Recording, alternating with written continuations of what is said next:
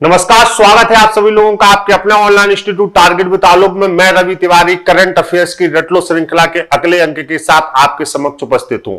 आप जानते हैं कि सभी एग्जाम्स के लिए महत्वपूर्ण प्रश्नों की एक व्याख्यात्मक श्रृंखला रटलो का हम लोग आयोजन करते हैं। क्योंकि इस समय कोई भारी भरकम करंट घटित नहीं हो रहा है, फिर भी कुछ महत्वपूर्ण और चुनिंदा चीजें जो पिछले 2 महीनों में आपकी घटित हुई है, उनको पूरी तरह से समाहित और कवर करने की कोशिश इस रटलो श्रृंखला में की गई है, जो आपके लिए उपयोगी है।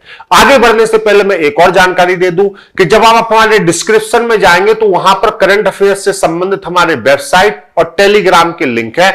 आप लोगों को संस्थान से संबंधित प्रतिदिन करंट अफेयर्स दिया जाता है। वो करंट अफेयर्स नीचे वेबसाइट के लिंक पर है, आप प्रतिदिन पढ़ सकते हैं। और टेलीग्राम का जो लिंक दिया गया है उससे संस्थान से संबंधित सभी जानकारियां और जो भी ये पीडीएफ होते हैं करंट के, वो आपको वहां से प्राप्त हो जाएंगे। आइए हम इस रटलो श्रृंखला की शुरुआत करते हैं। उससे पहले एक महत्वपूर्ण जानकारी मैं आपको दे दूं।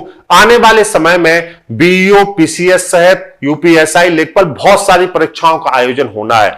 आप लोग इस नकारात्मक माहौल से निकलते हुए बहुत अच्छे से पढ़ाई करते चले और अपने आप को बिल्कुल संयमित रखें, बिल्कुल भी उदास ना हो। हताशा का समय है, लेकिन बहुत सारी ऐसी चीजें कि हम सकारात्मक रह सकते हैं। इसी क्रम में सीटेट का बैच निःशुल्क संस्थान द्वारा आयोजित किया गया है। केंद्रीय शिक्षक पात्रता परीक्षा सीटेट का बैच निःशुल्क है और इस कठिन समय में संस्थान ने अपनी प्रतिबद्धता निभाते हुए आलोक सर के कुशल निर्देशन में सीटेट के बैच को फ्री किया हुआ है। आप सभी लोग निःशुल्क, उसमें 1 रुपए भी फीस नहीं है। और एक और बैच संस्थान के द्वारा लाया गया है बीओ का। उसमें बीओ के बैच में 45 दिन का एक टारगेट क्रैश कोर्स लिया गया है, जिसमें 250 लगभग आपकी क्लासेज हैं, 200 आपके प्रैक्टिस सेट है, पीडीएफ नोट्स हैं, डाउट सेशंस हैं, लाइव मैराथन क्लासेज हैं, क्वेश्चन आंसर सेशन है और पूरा करंट आपको एक बार फिर से और यूपी स्पेशल पढ़ाया जाएगा।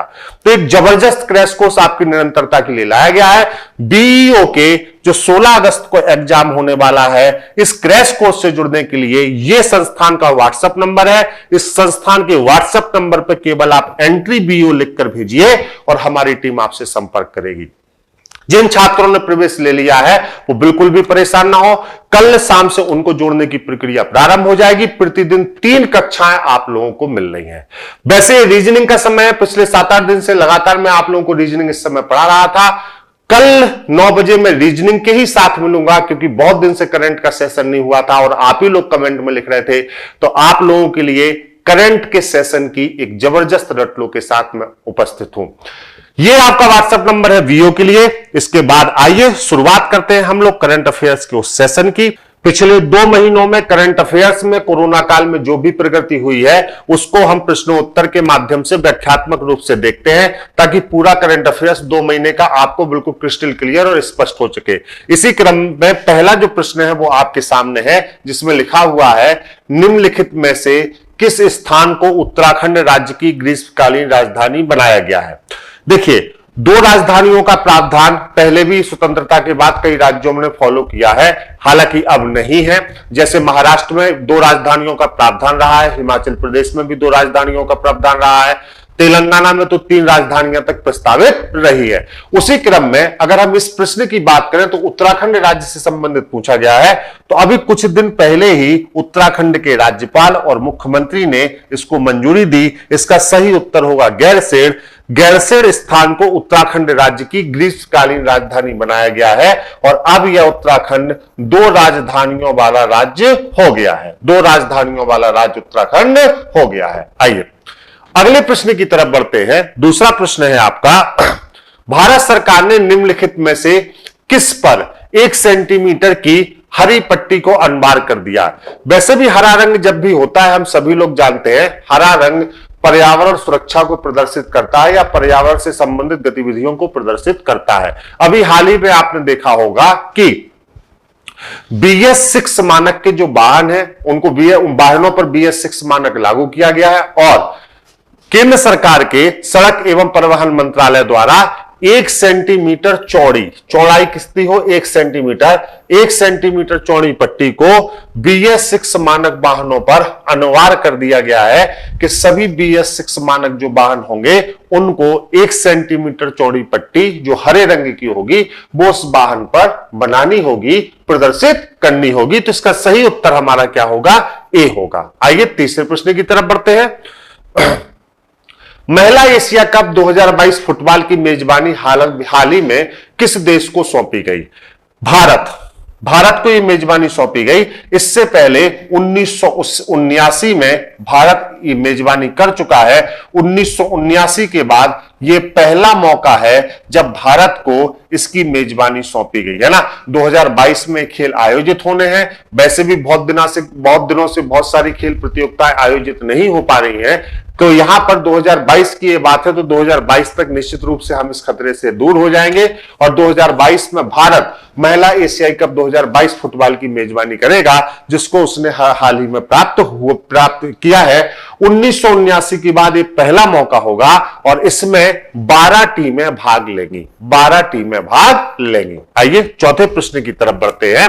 चौथा प्रश्न है आपका, पंजाब सरकार ने कोरोना वायरस के संक्रमण से बचाव के लिए किस नाम से मोबाइल ऐप लॉन्च किया है ना? Beat corona, and corona, Cova Punjab, corona Punjab. तो इसका सही उत्तर होगा कोवा पंजाब, है ना। जो भी जनता है, जन सामान्य है, उनको जागरूक करने के लिए, है ना, वो उनको यात्रा आने वाले समय में कैसे करनी है, इस यात्रा की व्यवस्था को जागरूक करने के लिए उनको यात्रा में किन किन चीजों की सावधानी रखनी है यह बताता है। लक्षणों की पहचान कैसे हो सकती है यही बताता है। और अगर आप संक्रमित हैं तो आपको त्वरित उपाय कौन से करने चाहिए यह ये बताता है। तो एक महत्वपूर्ण ऐप है कोवा पंजाब। ये पंजाब सरकार द्वारा जो है जारी किया गया है, जो जागरूकता से संबंधित है, यात्रा की सावधानियों से संबंधित है, लक्षणों का पता लगाने से संबंधित है। और अगर आप में वो लक्षण दिख रहे हैं तो तुरंत आपको कौन सा उपाय करना चाहिए इससे संबंधित है। सभी राज्य सरकारें अलग अलग ऐप और पोर्टल के माध्यम से इसके लिए प्रयास कर रही है। मैं इससे पहले भी आपको बहुत सारे ऐप और पोर्टल डिस्कस कर चुका हूं, उसी में एक नया ऐप और पोर्टल आप और जोड़ लीजिए, कोवा पंजाब। आइए, कोविड से संबंधित है, नाम से ही स्पष्ट हो रहा है। पांचवा, हाल ही में जारी सिपरी की हथियार निर्यात संबंधी सूची में भारत को कौन सा स्थान हासिल हुआ है? पहले तो आप लोग ये बताइए कि क्या सिपरी के बारे में आप लोग जानते हैं? सिपरी की स्थापना 1966 में की गई थी। 1966 में सिपरी की स्थापना की गई थी। सिपरी है क्या ये समझ लीजिए। इसका जो पूरा नाम है वो है Stockholm International Peace and Research Institute. Stockholm International Peace and Research Institute. युद्ध और युद्ध से संबंधी जो सामग्रियां होती हैं, जो हथियार होते हैं, उन पर यह संस्थान स्वतंत्र रूप से शोध करता है और जिस देश को जिस प्रकार की जानकारी चाहिए होती है युद्ध के बारे में, युद्ध में हथियारों के प्रयोग के बारे में जो प्राचीन समय पर हो गए हैं, उन देशों को यह जानकारी प्रदान करता है। इसके लिए अपना इनका एक सिस्टम है ना। तो सिपरी स्वतंत्र संस्थान है शोध का, जो हथियारों के माध्यम से हथियारों के बारे में शोध करता है। 1966 में इसकी स्थापना की गई थी। नाम एक बार और सुन लीजिए क्योंकि इसका फुल फॉर्म आता है Stockholm International Peace and Research Institute, है ना। तो युद्ध सामग्री शोध कार्यों की एक स्वतंत्र संस्था है। 2013 से लेकर 2018 तक के आकलन के हिसाब से देखें तो भारत का 23वां स्थान है। भारत का 23वां स्थान है। हाल ही में यह सूची जारी की गई है, लेकिन आयात में भारत का प्रथम स्थान है। आयात में 24% की वृद्धि के साथ अब भारत प्रथम स्थान पर है। लेकिन यहां पर निर्यात की बात की गई थी, इसलिए आप ध्यान रखेंगे निर्यात का स्थान कौन सा है, 23वां है, और आयात का स्थान कौन सा है, प्रथम है। यह भी सिपरी की ही रिपोर्ट में स्पष्ट हुआ है। छठवें प्रश्न की तरफ बढ़ते हैं। छठवां प्रश्न है, भारत की स्मार्ट सिटीज में स्मार्ट सेवाएं प्रदान करने के लिए इंफोसिस ने निम्नलिखित में से किस कंपनी के साथ समझौता किया? हम सभी लोग जानते हैं कि जो इंफोसिस है वो प्रमुख भारतीय सॉफ्टवेयर कंपनी है, सॉफ्टवेयर कंपनी है। और इसका जो सही उत्तर है वो है क्वालकॉम। ये जो कंपनी है ये अमेरिका की प्रमुख चिप निर्माता कंपनी है।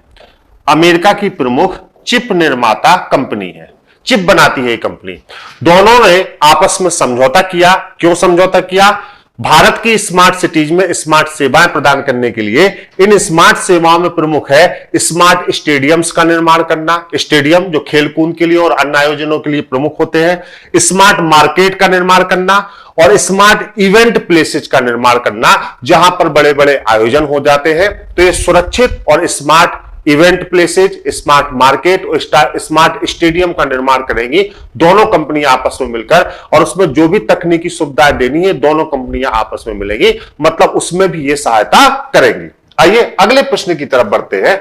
7वां प्रश्न है आपका, भारत सरकार द्वारा अंतर्राष्ट्रीय योग दिवस 2020 का मुख्य आयोजन निम्नलिखित में से किस शहर में किया गया? वैसे तो हम सभी लोग जानते हैं कि 21 जून को पूरे विश्व में अंतरराष्ट्रीय योग दिवस मनाया जाता है, लेकिन एक मुख्य आयोजन हर वर्ष आयोजित किया जाता है। इस बार इस मुख्य आयोजन को लेह में आयोजित होना था, जिसमें भारतीय प्रधानमंत्री श्री नरेंद्र मोदी जी को शिरकत करना था और इनके साथ ही साथ लगभग 20,000 लोगों के इकट्ठा होने का कार्यक्रम था। तो आपके लिए यह महत्वपूर्ण है कि इस बार अंतरराष्ट्रीय योग दिवस का मुख्य आयोजन कहां पर प्रस्तावित था? लेह पर था। लेकिन आप सभी लोग जानते हैं कि कोविड-19 के बढ़ते हुए खतरे के कारण ये स्वयं प्रधानमंत्री जी स्वयं शामिल ना होकर डिजिटल रूप से इस समारोह में शामिल हुए और लेह से यह समारोह डिजिटल रूप से मनाया गया।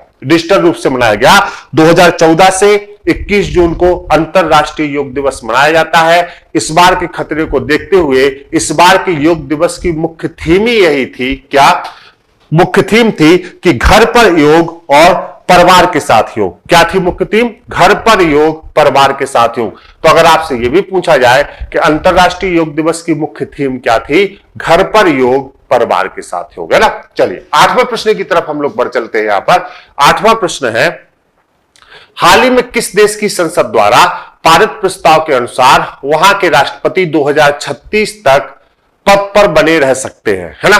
चलिए इसका सही उत्तर होगा रूस। आप जानते हैं रूस के राष्ट्रपति का 2024 में चौथा जो कार्यकाल है वो समाप्त हो रहा है। जो निचला सदन है उस निचले सदन को हम लोग कहते हैं यहां पर ड्यूमा, है ना। निचले सदन को कहते हैं ड्यूमा, और ड्यूमा में प्रस्ताव पारित हुआ है कि यह 2036 तक अपने पद में रह सकते हैं। 2036 तक अपने पद पर रह सकते हैं, जिनका चौथा कार्यकाल 2024 में खत्म हो रहा है, पुतिन का। क्लियर? आइए तो ड्यूमा याद रखिएगा, ड्यूमा क्या है? निचला सदन है, और निचले सदन से प्रस्ताव पारित हो चुका है। आइए अगला प्रश्न है 9वां प्रश्न, निम्नलिखित में से किस राज्य ने विश्व बैंक के साथ राज्य में जल प्रबंधन और कृषि व्यवस्था के लिए $80 मिलियन के ऋण समझौते पर हस्ताक्षर किए? इसका सही उत्तर होगा हिमाचल प्रदेश। हिमाचल प्रदेश राज्य ने 2 सुविधाओं के लिए $80 मिलियन के ऋण समझौते पर हस्ताक्षर किए। ये 2 सुविधाएं कौन कौन सी है? एक तो है जल प्रबंधन, फिर मैं इसका उद्देश्य भी बता रहा हूं, जल प्रबंधन, और दूसरा है आपका कृषि उत्पादकता। जल प्रबंधन और कृषि उत्पादकता, ये 2 मुख्य बिंदु हमारे यहां के हैं। आप समझ लीजिए, हिमाचल प्रदेश प्राकृतिक संसाधनों से समृद्ध एक पहाड़ी राज्य है, बहुत सुंदर है, कभी आप घूमने जाइएगा। और इस समझौते से राज्य में 4 लाख से अधिक छोटे किसानों, महिलाओं और देहाती समुदायों को लाभ होगा। इस परियोजना से वनों, चारागाहों और घास के मैदानों के जल स्रोतों में सुधार होगा, जिससे पानी की सुविधा सुनिश्चित होगी, है ना। पानी की सुविधा सुनिश्चित होगी। लगभग 4 लाख किसान इस राज्य के इससे लाभान्वित होंगे। आइए अगला प्रश्न है आपका 10वां प्रश्न, फेसबुक ने निम्नलिखित में से किस नाम से भारत में CSR पहल की शुरुआत की? तो पहले तो आप ये बताइए कि ये CSR पहल है क्या? Corporate social responsibility. इस CSR को हम लोग क्या कहते हैं? Corporate social responsibility. प्रत्येक कारपोरेट समुदाय के अपने कुछ सामाजिक उत्तरदायित्व होते हैं, कुछ सामाजिक जिम्मेदारियां होती हैं, इसको हम कहते हैं CSR, कारपोरेट सोशल रिस्पॉन्सिबिलिटी। अब आपका प्रश्न है, फेसबुक ने निम्नलिखित में से किस नाम से प्रगति नाम से। किस नाम से? प्रगति नाम से भारत में CSR पहल की शुरुआत की। तो ये शुरुआत इन्होंने किस नाम से की? प्रगति नाम से। क्लियर? इसका पहला उद्देश्य जो है वो क्या है? भारत में महिला उद्यमशीलता को बढ़ावा, है ना, भारत में महिला उद्यमशीलता को बढ़ाना। प्रमुख उद्देश्य प्रगति का है महिला उद्यमशीलता को बढ़ाना, महिला उद्यमशीलता को बढ़ाना। ध्यान रखिएगा इस सब विषय, है ना, मतलब महिला उद्यमशीलता को बढ़ाना। आइए 11वां प्रश्न है आपका।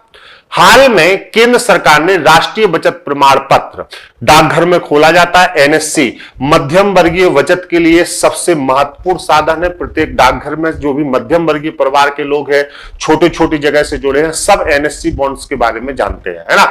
हाल ही में केंद्र सरकार ने राष्ट्रीय बचत प्रमाण पत्र NSC की दर को 7.9% से घटाकर कितने प्रतिशत कर दिया गया है? तो यह दर 5.8% बेटा कर दी गई है ना। लगभग सभी ऐसे मद जिन पर ब्याज दिया जाता था, इस समय देखते हुए, थोड़ा सा आर्थिक विषमता को देखते हुए सारी ब्याज दरों को कम किया गया है। NSC भी इससे अछूता नहीं है। तो इसकी दर को कितना किया गया है? 5.8% किया गया है। इसको आपको ध्यान दीजिएगा, आम आदमी से जुड़ा हुआ प्रश्न है, इसलिए आपसे आ सकता है। देखिए NSC जो है एक निश्चित आय निवेश योजना है, किसी भी डाकघर में मतलब शुरू किया जा सकता है। यह ग्राहकों को मुख्य रूप से मध्यम आय वाले निवेशकों के लिए आयकर में बचत के उद्देश्य से निवेश करने के लिए बचत बॉन्ड है। भारत को स्वतंत्रता मिलने के बाद लगभग 1950 की अगर हम बात करें तो 1950 के दशक में भारत सरकार द्वारा राष्ट्र निर्माण के लिए धन एकत्रित करने के लिए इस व्यवस्था को शुरू किया गया था, है ना। स्वतंत्रता के बाद राष्ट्र निर्माण के लिए बहुत सारे धन की आवश्यकता थी। हम लोग बहुत कमजोर हो गए थे आर्थिक रूप से, और पाकिस्तान भी हमसे अलग हो गया था। कुल 110 करोड़ में से एक बड़ा हिस्सा 54 करोड़ का वहां पे भी चला गया।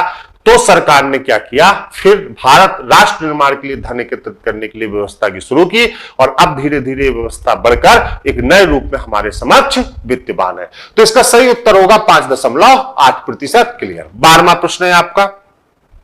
केंद्र सरकार के अनुसार जम्मू कश्मीर में कितने साल रहने वाले नागरिक डोमिसाइल के लिए हकदार होंगे, है ना। कितने साल रहने वाले नागरिक डोमिसाइल के लिए हकदार होंगे? डोमिसाइल का मतलब क्या होता है? मतलब वहां पर निवास प्रमाण पत्र जो आपका होता है, डोमिसाइल आपका वहां होना चाहिए। कितने साल के बाद? 15 साल के बाद, है ना। 15 साल इसका सही उत्तर होगा।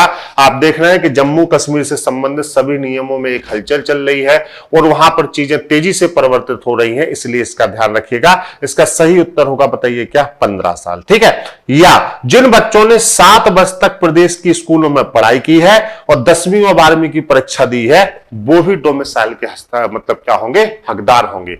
बच्चों की अगर हम बात करें तो या 7 वर्ष तक आपने राज्य में पढ़ाई की है और आपने 10वीं और 12वीं की परीक्षा वहां से उत्तीर्ण की है, तो ऐसे बच्चे भी डोमिसाइल के हकदार होंगे, है ना, निवास के वहां पे हकदार होंगे। 13वां, केंद्र सरकार ने कोविड-19 वैश्विक महामारी के मद्देनजर मनरेगा मजदूरी में औसतन कितने रुपए की वृद्धि की?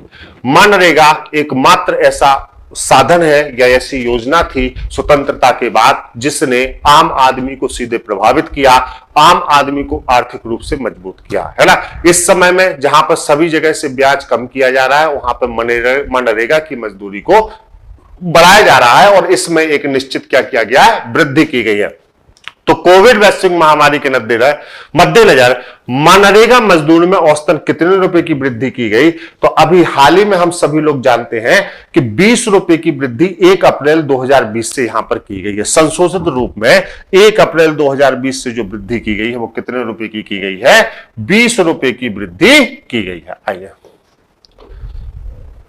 14वां, विश्व स्वास्थ्य दिवस वर्ल्ड हेल्थ डे प्रतिवर्ष निम्न में से किस दिन मनाया जाता है? इसका उत्तर आप सभी लोगों को करना चाहिए क्योंकि यह प्रश्न कई बार पूछा जा चुका है ना। चलिए, तो इसका सही उत्तर होगा 7 अप्रैल। और इस बार के वर्ल्ड हेल्थ डे की जो थीम थी वो थी अपने स्वास्थ्य कर्मियों का समर्थन करें, सपोर्ट करें। क्योंकि आपने देखा पिछले समय में जब कोविड के मामले आने शुरू हुए तो वहां पर बहुत सारी घटनाएं ऐसी थी जिन्होंने कोरोना वायरस को नुकसान पहुंचाया, या जो लोग हमारे लिए फील्ड पर काम कर रहे थे उनको क्या किया? नुकसान पहुंचाया। तो इस बार के वर्ल्ड हेल्थ डे की थीम ही थी कि स्वास्थ्य कर्मियों का समर्थन करें, स्वास्थ्य कर्मियों को सपोर्ट करें। यही वहां की थीम थी। और कठिन समय से सारे कोरोना वॉरियर्स को ग्रांड सल्यूट हम लोग प्रेषित करते हैं। बहुत कठिन समय से कोरोना वॉरियर्स ने हम लोगों को निकाला है और अभी भी चुनौती बहुत बड़ी है। लगातार वो वहां पर इसी प्रकार क्या कर रहे हैं, डटे हैं, काम कर रहे हैं, जिनमें प्रमुख रूप से नर्सों को सपोर्ट करने की बात यहां पर की गई थी वर्ल्ड हेल्थ डे में। सही उत्तर क्या होगा बेटा, 7 अप्रैल। देखिए, पिछले 2 महीनों के अगर हम करंट अफेयर्स की बात करें तो कोई ऐसी भारी भरकम घटना यहां पे घटित नहीं हुई है। आप सभी लोग जानते हैं कि ना तो कोई बड़ा आयोजन हुआ है, ना कोई समारोह हुआ है, ना कोई खेल आयोजन हुआ है, ना कोई संधि हुई है, ऐसा कुछ भी नहीं हुआ है। लेकिन ये जो छोटे छोटे महत्वपूर्ण बिंदु हैं, ये आपके लिए महत्वपूर्ण है क्योंकि इस समय में यहीं से प्रश्न आप लोगों के बनेंगे, है ना। तो इसको आप लोग बिल्कुल क्या करिएगा, क्लियर रखिएगा। तो क्या है, 7 अप्रैल उत्तर आपका सही हो जाएगा। 15वें प्रश्न की तरफ बढ़ते हैं। हाल ही में किस आईआईटी ने वेंटिलेटरों की बढ़ती मांग को पूरा करने के लिए प्राणवायु नामक कम लागत वाला पोर्टेबल वेंटिलेटर विकसित किया, है ना। पोर्टेबल वेंटिलेटर विकसित किया। तो देखिए, पहले तो एक चीज ये समझ लीजिए यहां पर जो मैं आपको बता रहा हूं यहां पर, इसका सही उत्तर होगा आईआईटी रुड़की। इससे पहले हम लोग बहुत सारी शब्दावलियों से परिचित नहीं थे, है ना। होम क्वारंटीन से हम लोग परिचित नहीं थे, या बहुत हो सकता है कम लोग परिचित हों। सैनिटाइजर होता था, बहुत कम लोग जानते थे, सैनिटाइजर से हम लोग परिचित नहीं थे। मास्क से हम लोग परिचित थे, लेकिन हमारे दैनिक जीवन में वो मास्क शामिल नहीं था, है ना। आइसोलेशन से हम लोग परिचित नहीं थे, है ना। वेंटिलेटर से हम लोग परिचित थे, लेकिन विषम परिस्थितियों में वेंटिलेटर्स का यूज किया जाता था। कोविड-19 ने बहुत सारी ऐसी शब्दावलियां थी जिनके समूह को हम लोगों को क्या किया, जागरूक किया, हम लोगों को बताया और आने वाले समय की चुनौतियों से भी हमको बताया कि अगर इसकी शुरुआत हो चुकी है तो आने वाले समय में भी हमें इन चीजों का ध्यान रखना है। हम स्वच्छता की ओर अग्रसर हुए हैं, है ना। हम अनावश्यक किसी के घर जाने से रुके हुए हैं। तो ये जो आदतें हैं अगर जीवन में भी हम अपने जीवन में कंटिन्यू रखेंगे, दैनिक जीवन में कंटिन्यू रखेंगे, तो निश्चित रूप से हमें क्या होगा, लाभ होगा।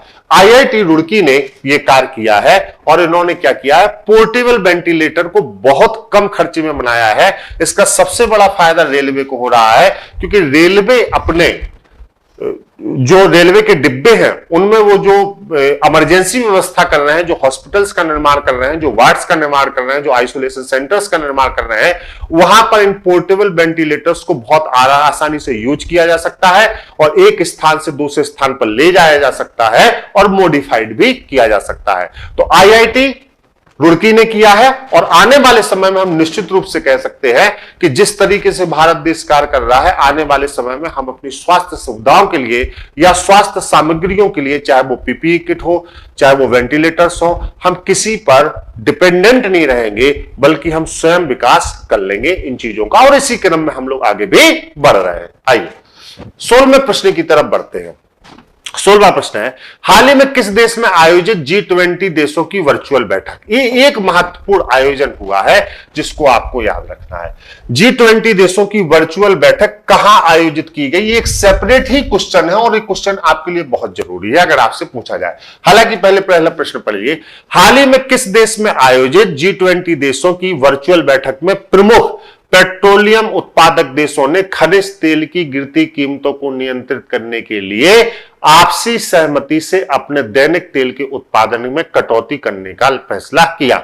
हम जानते हैं कि देखिए, इसका तो सही उत्तर हो जाएगा बेटा सऊदी अरब, प्रमुख तेल उत्पादक देश। ये वर्चुअल बैठक कहां आयोजित की गई, सऊदी अरब में। ध्यान रखिएगा, G20 देशों की वर्चुअल बैठक कहां आयोजित की गई, सऊदी अरब में। अब इसका उत्तर सुनिए, है ना। अगर हम विश्व के प्रमुख तेल उत्पादक देशों को देखें, हैं जैसे सऊदी अरब है, रूस है, अमेरिका, इन सभी ने खनिज तेल की घटती कीमतों में स्थिरता लाने के लिए वैश्विक तेल आपूर्ति में कटौती करने पर सहमति जाहिर की है ना, सहमति जाहिर की है। आइए 17वां प्रश्न है आपका, बॉलीवुड अभिनेता इरफान खान का हाल ही में निधन हो गया, है ना।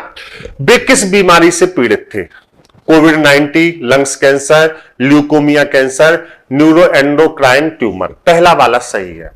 बॉलीवुड के लिए हम सभी लोग जानते हैं यह जो है वर्ष अच्छा नहीं है। 2020 वैसे तो किसी के लिए अच्छा नहीं है, लेकिन बॉलीवुड ने अपने बहुत महत्वपूर्ण रत्नों को खोया है ना।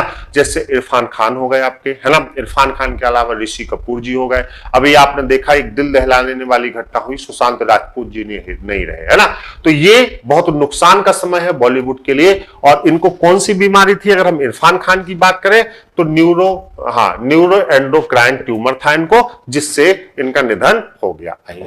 18वां प्रश्न है आपका, हाल ही में किस राज्य सरकार ने जीवन शक्ति योजना नामक एक नई योजना लॉन्च की है ना। जीवन शक्ति योजना पहले तो समझ लीजिए किससे संबंधित है। जीवन शक्ति योजना शहरी महिलाओं से संबंधित है ना। अब शहरी महिलाओं को सेल्फ डिपेंडेंट बनाने के लिए मध्य प्रदेश सरकार ने, शहरी महिलाओं को सेल्फ डिपेंडेंट बनाने के लिए मध्य प्रदेश सरकार ने ये योजना प्रारंभ की है। और वो कोविड से संबंधित राहत सामग्री बनाएंगी, राहत सामग्री का निर्माण करेंगी, जो जरूरी राहत सामग्री है जिसमें मास्क प्रमुख है। बाकायदा एमपी गवर्नमेंट द्वारा एक नंबर जारी किया गया है, उस नंबर पर आप मिस कॉल देकर इस योजना में शामिल हो सकती हैं। और इसके लिए आपको उचित मेहनताने का भी प्रावधान है। जो आपका उचित मेहनताना होगा है सरकार द्वारा वो भी दिया जाएगा। तो आप राष्ट्र निर्माण में तो योगदान देंगे ही देंगे, बल्कि आप सेल्फ डिपेंडेंट भी होंगे।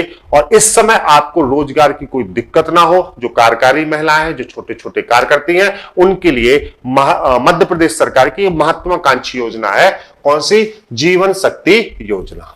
जीवन शक्ति योजना। आइए 19वां प्रश्न, हाल ही में किस राज्य सरकार ने कहा कि राज्य में अफ्रीकी स्वाइन फीवर का पहला मामला पाया गया। एक बात समझ लीजिएगा, अफ्रीकी स्वाइन फीवर को हम कहते हैं ASF। और यह बीमारी प्रमुख रूप से जंगली सूअरों में पाई जाती है, जंगली सूअरों में पाई जाती है, ध्यान दीजिएगा, है ना। इसका सही उत्तर होगा असम। इसका सही उत्तर होगा असम, है ना। असम इसका सही उत्तर है। आइए 20वें प्रश्न की तरफ बढ़ लेते हैं। किस कश्मीरी उत्पाद को हाल ही में GI टैग प्राप्त हुआ? यह एक भौगोलिक संकेतन है जो विशेष गुणों के आधार पर प्रदान किया जाता है। इसका सही उत्तर होगा केसर। हम सभी लोग जानते हैं कश्मीरी जो केसर है वो वैश्विक रूप से पूरे विश्व में प्रसिद्ध है, याद है ना। कश्मीरी केसर पूरे विश्व में प्रसिद्ध है।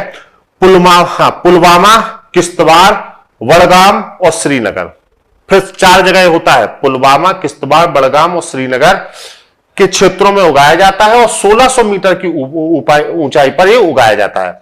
भौगोलिक संकेतक की अगर हम बात करें, जिसका उपयोग उन उत्पादों पर किया जाता है जिनकी एक विशिष्ट भौगोलिक उत्पत्ति होती है। इन उत्पादों की विशेषता और पहचान भी इसी मूल क्षेत्र के कारण होती है। साथ ही GI टैग उत्पाद की गुणवत्ता और इसकी अलग पहचान ही इसका प्रमुख सबूत है। तो केसर इसका सही है, 1600 मीटर की ऊंचाई पर है।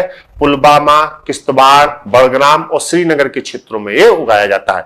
GI टैग की अगर हम बात करें तो GI टैग से संबंधित एक ना एक प्रश्न निश्चित रूप से प्रत्येक परीक्षा में शामिल होता है। तो इसका सही उत्तर हमारा क्या होगा? ए केसर। 21वें प्रश्न की तरफ बढ़ते हैं। निम्नलिखित में से किस राज्य सरकार ने प्रवासियों को राहत देने के लिए, देखिए इस समय प्रवासियों के लिए प्रबंधन करना सबसे बड़ी जिम्मेदारी है, क्योंकि लाखों की संख्या में प्रवासी इस महामारी में वापस लौटे हैं और प्रत्येक राज्य पर यह दबाव है कि लौटे हुए प्रवासियों को वो देखें, उनके रोजगार की व्यवस्था करें, उनके स्वास्थ्य की व्यवस्था करें, उनकी दैनिक जीवन के उपभोग की वस्तुओं की व्यवस्था करें और उनकी देखभाल करें। इसी से संबंधित प्रश्न है, निम्नलिखित में से किस राज्य सरकार ने प्रवासियों को राहत देने और सरकारी योजनाओं नौकरियों से प्रवासियों को जोड़ने हेतु प्रवासी राहत मित्र नामक नया ऐप लॉन्च किया है? यह भी ऐप और पोर्टल की एक कोविड के समय में एक नई वो है, प्रवासी राहत मित्र नामक ऐप। इसका सही उत्तर होगा वो अपना प्रदेश उत्तर प्रदेश, है ना। उत्तर प्रदेश इसका सही उत्तर होगा। इस ऐप के 3 प्रमुख वो बिंदु हैं। विभिन्न योजनाओं का लाभ सभी प्रवासियों को मिले। दूसरा, सभी प्रवासी जो आए हो उनकी स्वास्थ्य की देखरेख की जा सके और स्वास्थ्य के मामले में अपडेट रहा जा सके, जिससे आगामी खतरे से निपटा जा सके। और तीसरा, उनके रोजगार की उचित व्यवस्था की जा सके, है ना। तो समस्त योजनाओं का लाभ, स्वास्थ्य का ध्यान और रोजगार की व्यवस्था इस ऐप के माध्यम से घर बैठे प्रदेश सरकार आपको ये सुविधा दे रही है। सही उत्तर होगा उत्तर प्रदेश, किस प्रवासी राहत मित्र ऐप, है ना। झारखंड की सोहराई खोवर पेंटिंग देखिए ये भी जीआई टैग से संबंधित है। तो देखो दो प्रश्न है, सोहराई खोबर पेंटिंग कहां से संबंधित है? झारखंड से। पहले तो ये क्लियर करिएगा। और किस राज्य के तौलिया रूमाल को, तौलिया रूमाल तेलंगाना, तौलिया रूमाल कहां का है? तेलंगाना। किस राज्य के तौलिया रूमाल को भौगोलिक संकेतक रजिस्ट्री द्वारा भौगोलिक संकेतक जीआई टैग दिया गया? तो इसका सही उत्तर होगा तेलंगाना। अब दोनों के बारे में दो दो शब्द सुन लीजिए। अगर हम सोहराई खोबर पेंटिंग की बात करें तो सोहराई खोबर पेंटिंग पहले तो ये समझ लीजिए कि है क्या, है ना। झारखंड के हजारीबाग जिले में स्थानीय एवं प्राकृतिक रूप से विभिन्न रंगों की मिट्टी का उपयोग करते हुए फसल के मौसम में शादी एवं समारोह के दौरान स्थानीय आदिवासी महिलाओं द्वारा प्रचलित एक पारंपरिक अनुष्ठानिक भित्ति कला है ना। तो ये हजारीबाग झारखंड से संबंधित एक पारंपरिक भित्ति कला है। क्लियर। तौलिया रूमाल को सूती कपड़े में जटिल हस्तनिर्मित प्रक्रिया द्वारा बनाया जाता है, जिसे 3 विशेष रंग काले, लाल और सफेद में विभिन्न प्रकार से डिजाइन किया जाता है। यह तेलंगाना से संबंधित है। सूती कपड़े में 3 रंगों से बनाया गया जो कमाल है वो तौलिया रूमाल है। इन दोनों लोगों को क्या मिला है? भौगोलिक संकेतक जीआई टैग मिला है। 23वां, केंद्रीय स्वास्थ्य मंत्री डॉक्टर हर्षवर्धन ने कोविड-19 मरीजों की जांच के लिए हाल ही में किस नामक परीक्षण मशीन को राष्ट्र को समर्पित किया, है ना? कोवास 6800। सी ऑप्शन आपका क्या होगा? सही होगा। और इस मशीन के साथ ही परीक्षण क्षमता 1 लाख प्रतिदिन हो गई है। 1 लाख प्रतिदिन हो गई है ना। 1 लाख प्रतिदिन हो गई है। कोवास 6800 इसका बिल्कुल क्या होगा? सही उत्तर होगा। पहली ऐसी परीक्षण मशीन है जिसे सरकार ने कोविड-19 मरीजों के लिए जांच के लिए खरीदा है। इसे राष्ट्रीय योग नियंत्रण केंद्र NCDC में स्थापित किया गया है। कोवास 68 रोबोटिक्स की क्षमता वाली एक पुरस्कृत मशीन है ना, जो स्वास्थ्य कर्मियों को संक्रमित होने की आशंका को कम करती है, मरीजों के सीधे सैंपल ले लेती है। सरकार ने अब प्रतिदिन 1 लाख परीक्षण की क्षमता को विकसित किया है। आइए आगे चलते हैं। 24वां प्रश्न है आपका, भारतीय रेलवे ने यात्रियों को ट्रेन में यात्रा करने के लिए किस ऐप को रखना अनिवार्य कर दिया है? आरोग्य सेतु ऐप हम सभी लोग जानते हैं और हम सभी लोगों के मोबाइल में ये ऐप है। भारत सरकार द्वारा सबसे ज्यादा फोकस इसी ऐप पर किया गया है। आइए 25वां, इथोपिया द्वारा किस नदी पर एक मेगा जल विद्युत परियोजना का निर्माण किया जा रहा है? यह पिछले 5-7 दिन पहले सभी पेपरों का प्रमुख बिंदु रहा। निर्माण किया जा रहा है जिससे नदी के अनुप्रवाह में स्थित देशों यथा मिस्र तथा इथोपिया के मध्य जल युद्ध की संभावना को बढ़ा दिया। नील नदी सबसे बड़ी नदी है। नील नदी हम सभी लोग जानते हैं और बहुत सारे देशों के बीच ये विवाद का विषय रही है। अगर हम लोग बात करें, है ना, अफ्रीका की सबसे लंबी नदी जो नील नदी के जल बंटवारे को लेकर अफ्रीकी महाद्वीप के कई देशों के मध्य 1 दशक से अधिक समय से विवाद चल रहा है। हम सभी लोग इसके बारे में पढ़ते रहते हैं, है ना। तो इसका सही उत्तर हमारा क्या होगा बताइए? नील नदी। आइए 26वां, हाल ही में किस देश के राष्ट्रपति ने ओपन स्काई संधि से अलग होने की चेतावनी दी, है ना? ओपन स्काई संधि से अलग होने की चेतावनी दी अमेरिका के राष्ट्रपति ने। पहले समझिए कि ओपन स्काई संधि है क्या, है ना। निगरानी के लिए, सैन्य निगरानी के लिए, है ना, सैन्य निगरानी के लिए उड़ानों की इजाजत दी जाती है, हवाई उड़ानों की इजाजत दी जाती है और इससे आप दूसरे देश की सीमा में जाकर सैन्य निगरानी कर सकते हैं। क्लियर। इसके लिए आप जिस देश की सीमा में जा रहे हैं उस देश को आपको सूचित करना होगा। तो पहले समझ लीजिए कि ओपन स्काई संधि है क्या? सैन्य निगरानी के लिए जो उड़ानों की इजाजत दी जाती है और एक देश दूसरे देश में जाकर, एक देश अपनी सीमाओं से बाहर जाकर दूसरे देश में सैन्य निगरानी कर सकता है, परख सकता है, जांच सकता है। इसको हम कहते हैं ओपन स्काई संधि और इसके नियम बिल्कुल निश्चित है। पिछले दिनों रूस द्वारा बार बार इस संधि का क्या किया गया? इस संधि को क्या किया गया? मानने से इनकार किया गया और बार बार इसके नियमों को तोड़ा गया, जिससे तंग आकर अमेरिका ने इस संधि को कैंसिल करने और इस संधि से अलग होने की चेतावनी दी है। तो इसका सही उत्तर हमारा क्या होगा बताइए? अमेरिका होगा। ठीक है। रूस द्वारा खुले तौर पर इस संधि का उल्लंघन किया गया है। सैन्य गतिविधियों की जांच के लिए निगरानी उड़ानों की अनुमति लेनी होती है और मैंने ये भी बताया कि अगर आप किसी देश में जा रहे हैं, किसी की सीमा में जा रहे हैं, तो पहले उस देश को सूचित करना जरूरी है। आइए 27वां प्रश्न है आपका, विश्व पर्यावरण दिवस 2020 की थीम निम्नलिखित में से क्या थी? विश्व पर्यावरण दिवस हम सभी लोग जानते हैं 5 जून को मनाया जाता है। जैव विविधता इसकी प्रमुख थीम थी, है ना। जैव विविधता, संरक्षण और संवर्धन, जागरूकता, संरक्षण, संवर्धन और जागरूकता। आइए 28वें प्रश्न की तरफ बढ़ते हैं। बॉलीवुड के किस चर्चित अभिनेता ने हाल ही में अपने घर पर खुदकुशी की? सुशांत सिंह राजपूत। बहुत ही एक खराब घटना घटित हुई, एक प्रतिभाशाली कलाकार चला गया। ये उत्तर इसका सही होगा। 29वां, जून 2020 को किसने देश के पहले वर्चुअल स्वास्थ्य देखभाल और स्वच्छता एक्सपो 2020 का उद्घाटन किया? यह देश की अब तक की सबसे बड़ी वर्चुअल प्रदर्शनी है। यह देश की सबसे बड़ी वर्चुअल प्रदर्शनी है, अब तक की देश की सबसे बड़ी वर्चुअल प्रदर्शनी। पहले तो ये याद रखिएगा। क्लियर? चलिए, इसका उद्घाटन किया, मनसुख मांडविया ने इसका उद्घाटन किया। यह राज्य मंत्री है, जहाज रानी राज्य मंत्री है ना। इन्होंने इसका उद्घाटन किया और मैंने जैसे कि आपको बताया कि ये सबसे बड़ी क्या है बताइए, सबसे बड़ी ये क्या है बताइए, वर्चुअल प्रदर्शनी है। डी ऑप्शन इसका सही हो जाएगा। 30वां प्रश्न, जून 2020 को पूरी तरह डिजिटल होने वाला विनिर्माण क्षेत्र संगठन कौन बना, है ना। विनिर्माण क्षेत्र संगठन कौन बना? तो इसका सही उत्तर हम लोगों का क्या होगा बताइए? इसका सही उत्तर हम लोगों का होगा राष्ट्रीय राजमार्ग प्राधिकरण, सी, है ना। राष्ट्रीय राजमार्ग प्राधिकरण, सी राष्ट्रीय राजमार्ग प्राधिकरण विश्व का पूरी तरह डिजिटल होने वाला विनिर्माण क्षेत्र संगठन बन गया। एक उपलब्धि है।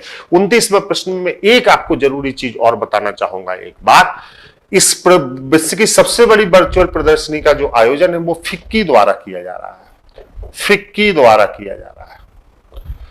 विश्व की सबसे बड़ी वर्चुअल प्रदर्शनी का जो आयोजन है वो किसके द्वारा किया गया है? फिक्की के द्वारा किया जा रहा है ना। चलिए 30वें प्रश्न को हम लोग देख चुके हैं। तो आज प्रश्नों की संख्या कितनी थी बताइए? 30 थी। ध्यान दीजिएगा। और 30 प्रश्नों को आज हम लोगों ने हल किया। यह व्याख्यात्मक श्रृंखला रट लो इस तरफ इसलिए भी कम आई है थोड़ा सा, क्योंकि अभी आप देखते हैं कि करंट में बहुत ज्यादा ऐसी प्रगति नहीं हुई और जबरदस्ती की चीजें पढ़ाना या जबरदस्ती बताना ये भी कुछ अच्छा नहीं होता। रीजनिंग की हम लोग श्रृंखला को लगातार कंटिन्यू कर रहे थे। मैं आपको बताना चाहूंगा कि कल रीजनिंग की श्रृंखला उसी के आगे कंटिन्यू होगी और कल मैं रात में 9 बजे फिर से पुनः आपका लाइव लूंगा, जहां मैंने क्लॉक के आपको 3 एपिसोड कराए थे।